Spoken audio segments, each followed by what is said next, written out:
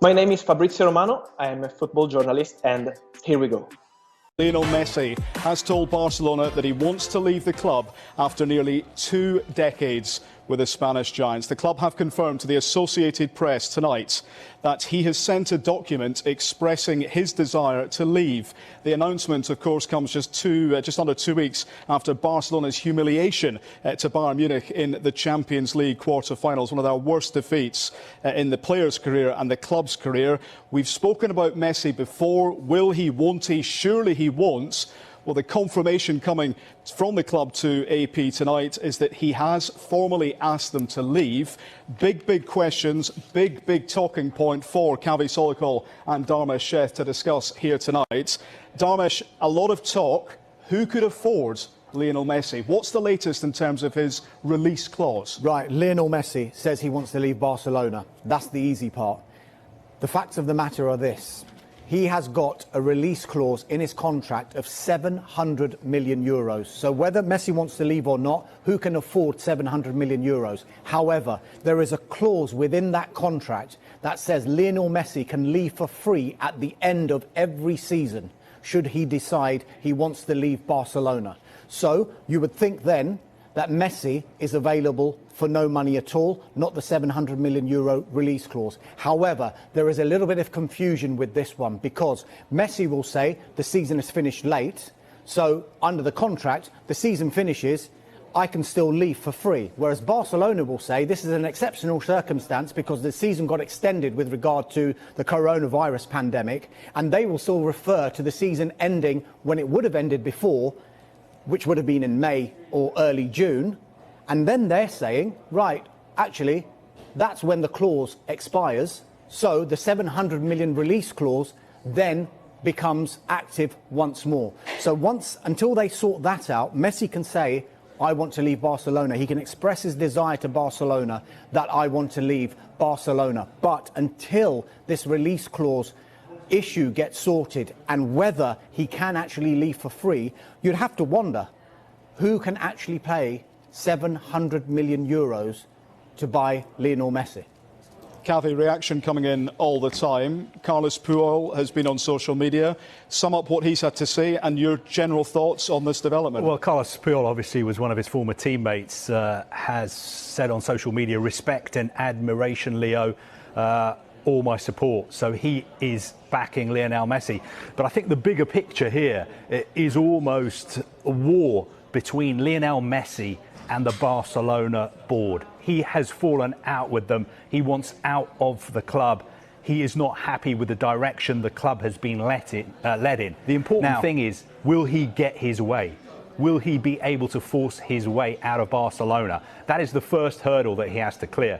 The second hurdle is, can he find a club who can afford to pay him? And when you think about it, how many clubs are there in the world who could afford to pay Lionel Messi the kind of money he's on? According to the Football Leaks website, he earns almost £1 million a week. That is his basic salary. He's on £9 million a year in image rights, £13 million a year in bonuses, and he gets about £25 million a year on top of that in loyalty fees and bonuses. So I'm looking at those figures.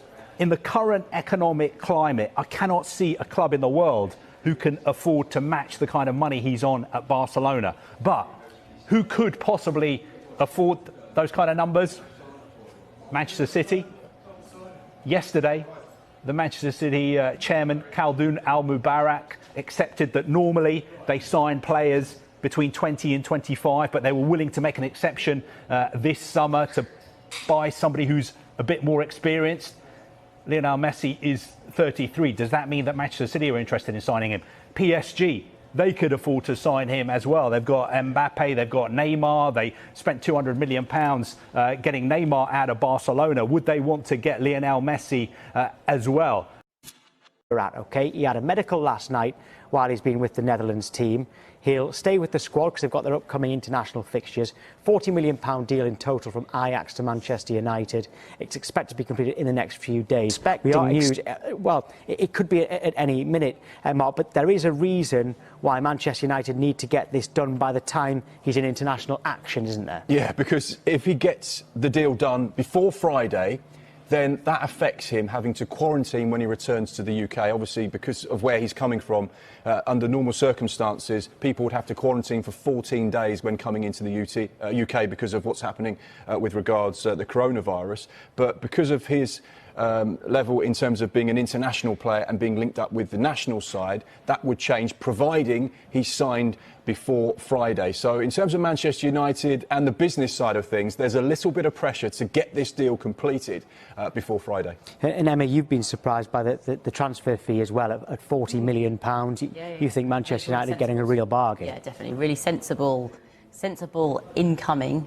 It's definitely what Manchester United need. They need depth in their squad and price as well. This is someone really, probably Carvey said last night, an £80 million player really, so very sensible price for Manchester United. And we've had loads of Manchester United fans tweeting this morning saying announce Van der Beek, so we should be doing that soon on Sky Sports News, hopefully. But look, a really good upgrade on some of Manchester United's midfield options. And we know, Ole Gunnar Solskjaer is looking for a rotation policy. They don't want to solely rely on Paul Pogba and Bruno Fernandes. And he's a player who scored 10 goals last season in all competitions. Manchester United need more goals.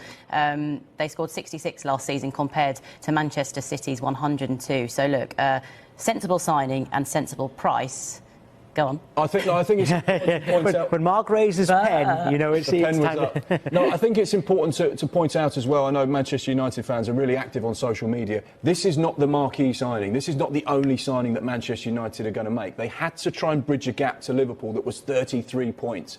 Is one player going to bridge that gap? No. Two players going to bridge that gap? No. Manchester United are evolving. We've seen their transfer policy being about younger, hungry players with big futures. This would certainly fit into that. But this is just the starting block of a series of transfer deals that Manchester United are working on because they have to close that gap to Liverpool, which, like I say, is 33 points. So whilst he's not the big marquee signing by name, he absolutely comes with a brilliant reputation within football. He's been described to me as quietly efficient, and I think that's a nice way to describe him as a player. Yeah, and because it has gone very quiet on Jadon Sancho, but it's not necessary. That never means that just because we don't know about it, the details might be going under the radar. Not necessarily a bad thing. No, and that's a worrying thing for Manchester United, I should have said. Yeah, no, and that's the same with the Donny van der Beek thing. That came out of the blue for us. That wasn't a deal that we knew about a long time in advance. So Manchester United often work quietly behind the scenes to get things done. Obviously, with the big clubs, everyone's talking about who they're trying to sign. We know every step of the negotiation process. This one came out of the blue, but it's progressing really quickly.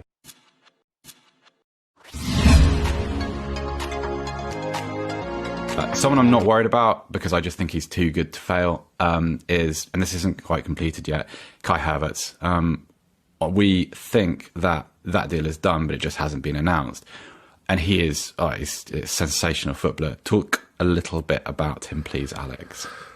So Havertz, I think it's not unreasonable to say, has the potential to be, one of the world's best three footballers over the next 5 or 10 years. Yeah, completely agree. And I think what you're looking, what you get with Havertz is extraordinary speed. Which I think is one of those things that you sometimes don't notice with him. He is so fast. His ability to transition, to carry the ball at pace, to lay a ball off and then pop up in the opposition box is extraordinary. He also has great technical ability. I remember we made a video on him for the Bundesliga a little while back, actually. And looking at some of his crosses from the right half space, his ability to create the space to get a cross in, sometimes even like a half volleyed cross or something, and find the player that he's looking for is extraordinary.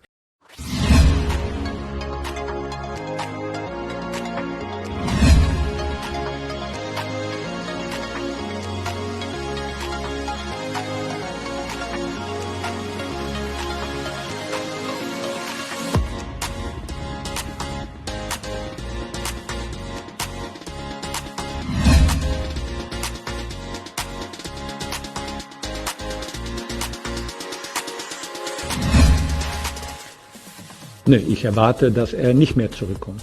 Aber das ist eine Erwartung. Der Kai ist auch noch nicht der einzige Spieler, die nach Chelsea geht. Das sind schon mehrere und da gehen vielleicht noch mehrere.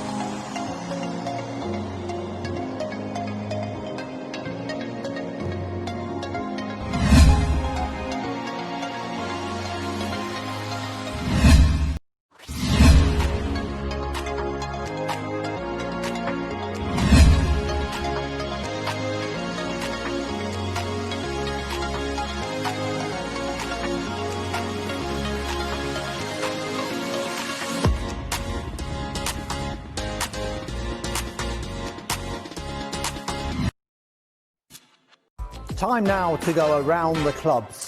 Schalke, just one of the clubs who want to sign Emiliano Martinez. Arsenal are expected to offer him a new deal to make sure he stays. Aston Villa edging closer to a deal for Nottingham Forest right-back Matty Cash. Villa have had a £10 million bid rejected. Brighton are considering a loan bid from Celtic for defender Shane Duffy.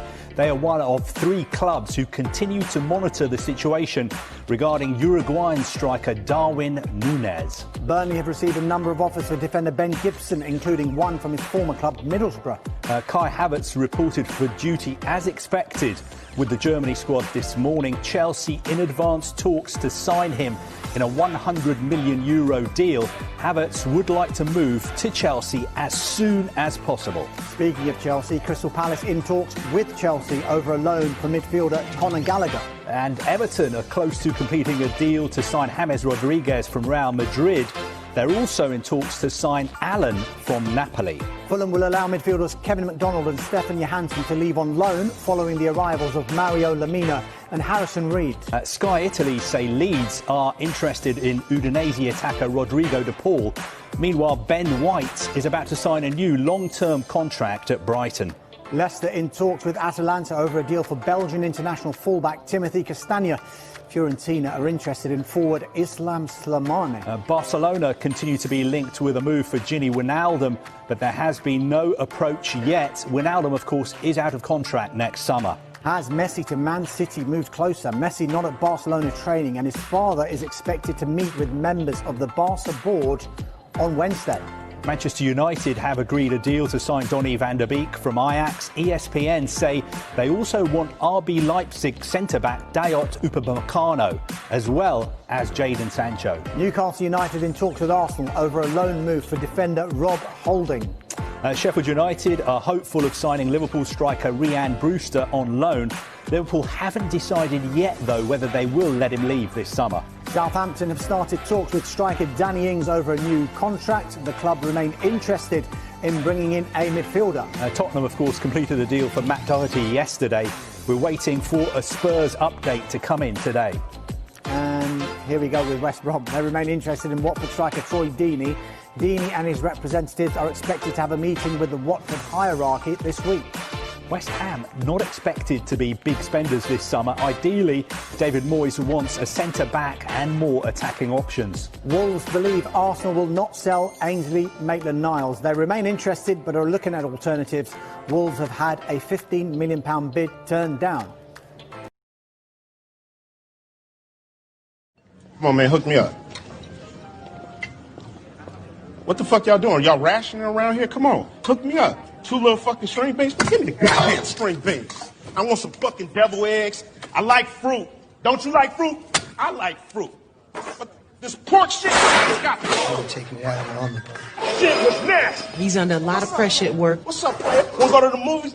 Break your motherfucking eggs. Break your eggs. What?